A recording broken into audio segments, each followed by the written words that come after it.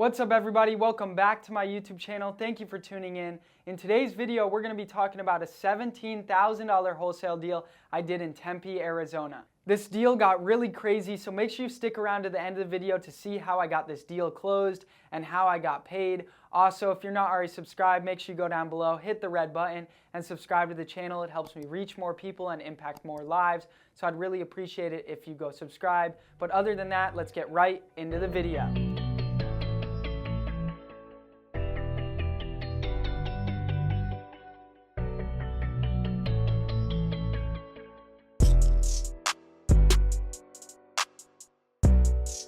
Alright, so that's right, I did a $17,000 deal in Tempe, Arizona, and the deal got crazy. It went all out of whack. But how did I find this deal? I found this deal from cold calling. You guys know I love cold calling. If you want the same cold callers I use, go to thecallgenius.com, and if you want the same dialer I use, there's a link down below for both of these. The lead came into our system highly motivated. The guy wanted to sell, and he wanted to sell ASAP. I didn't know that he needed to sell so bad because he needed the money so bad till later on, and you'll see why. But he just said that he wants to sell ASAP. The property's in not great condition. He had tenants in it, but it's currently vacant, and he wants to get rid of it ASAP. And so we were like, okay, great, and we negotiated on the price. He wanted about $130,000 for the property, and we needed to be around $115,000. So we negotiated, and we got the property down to $116,000 for it. Now, once we got the property under contract, I sent my acquisition manager out to the property to get pictures, and they told us that the front door would be left open, which was a little bit weird. So he went to the property, he took pictures of the whole inside, and then my acquisition manager FaceTimes me as he's on the side of the house, and he's like, there's a giant German Shepherd dog in the backyard, and I see the hot water heater and the electrical box, but I can't get a picture of it unless I go in the backyard with the dog. And I'm like, hold up, don't go back there just yet. Let me call the seller and make sure this dog won't hurt you. I called the seller and he's like, definitely do not go in the backyard. This dog will literally eat you alive. And so I call my acquisition manager. I'm like, just try to zoom in on your phone and get a picture of what you can, because you can't go in the backyard. The dog's gonna attack you. So that was the first crazy thing about the property. Now, a couple days later, I hadn't blasted out the deal yet to sell it yet, but the seller calls me and he's like, can you close in a day? I need the money right now. Can you close in a day? I need the money. And I'm like, whoa, you told us we could have 14 days to close on the property. What is this? Why do you need the money so bad now? He's like, I'm in an over-leveraged situation. If I don't get this money ASAP, my credit score is going to be completely destroyed. I need the money. You got to close tomorrow. Otherwise, I have this other buyer who says he'll close tomorrow, and I want to cancel with you. What can I pay you to get out of the contract? He's like, what can I pay you to get out of the contract? And I'm like, I want $15,000 to get out of the contract. You know, he was asking, what do I want to get out of the contract? So I'm just like, $15,000. I thought it was going to be around a $30,000 deal. So I cut that assignment fee in half. I'm like, I want $15,000.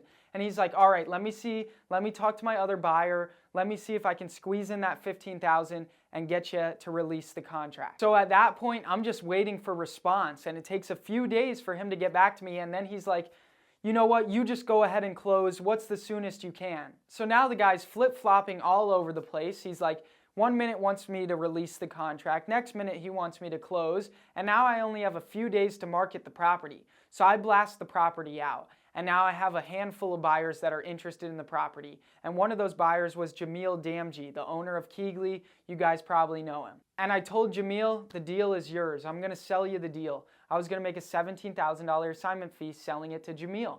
Okay, so the deal is his. I gave him my word already. I gave him my word.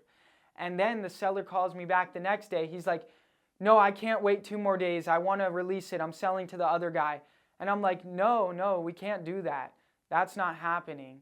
I'm too deep into this, whatever. And then I find out that one of the buyers that was submitting offers on my property is his buyer.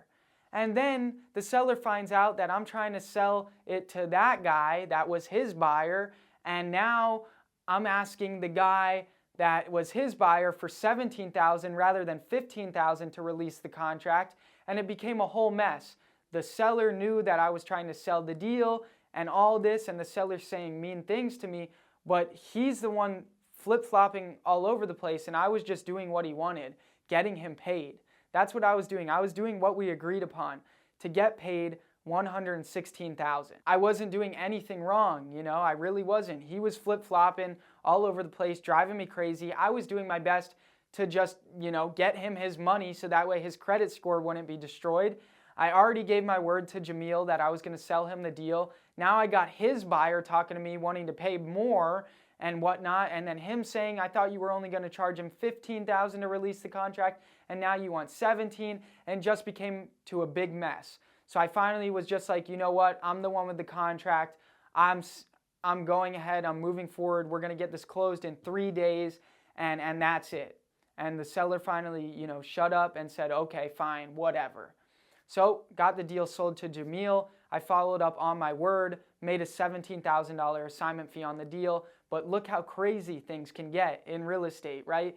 It's wild, right? That it was one of the wildest things that's ever happened to me in this business. And I've done, you know, hundreds of deals now, and this still, you know, is pretty high up on the list of craziness. But that's why you got to know your contracts. You got to know your ins and outs of your contracts. You got to know your powers. You got to know your weaknesses. You got to know where you stand. That way you can defend yourself, and, you know, protect your business, right? This is our livelihood, these deals. So we can't just let people cancel the contracts all the time. This is how we put food on the table for our families. We have to protect this. We're spending thousands of dollars every month on marketing, and we're just going to let people cancel and play us? We can't. This is our livelihood, and they got to understand that too. So you got to be able to, you know, deal with these situations accordingly and persevere. But overall, just be prepared. You're going to run into situations like this, maybe worse, maybe a little bit less bad, but through this business, wholesaling real estate, you're going to run into situations like this. So be prepared to deal with it. You know, don't get overwhelmed, don't freak out, just stay confident and persevere and move forward. And make sure you always, like I said, I gave Jamil my word. In this business, your word is your bond. With buyers, with cash buyers, if you go back on your word, they're never going to want to buy from you again. And remember, in order to make money in wholesaling real estate, you not only need sellers and discounted deals, but you must have the customer. You must have the buyers. And the relationships with the buyers are so important. So don't ever go back on your word. I hope you guys like these deal breakdowns. I'm bringing you the crazy deals. I'm bringing you the massive assignment fees. I'm bringing you the virtual deals. I hope you guys like the variety of the different deal breakdown case studies that I'm bringing you guys. If you do like these videos, make sure you comment down below, and I'll keep putting out at least one of these deal breakdowns every single week. That way you can see how these deals vary, right? So that way you know you're not alone. You could be dealing with craziness. You could be getting a big deal. You could be getting a small deal, a virtual deal. And you'll be able to see by me doing case studies and breakdowns on all these different deals that these are possible situations and things you're going to go through. So that way you have the awareness and the knowledge of the different deal situations and different deal types. But other than that, I hope you guys liked the video. If you did, make sure you hit the like button. And also, if you're not already subscribed to the channel, go down below, hit the red button and subscribe. I'd really appreciate it if you do so. But other than that, I'll see you guys next time. Peace.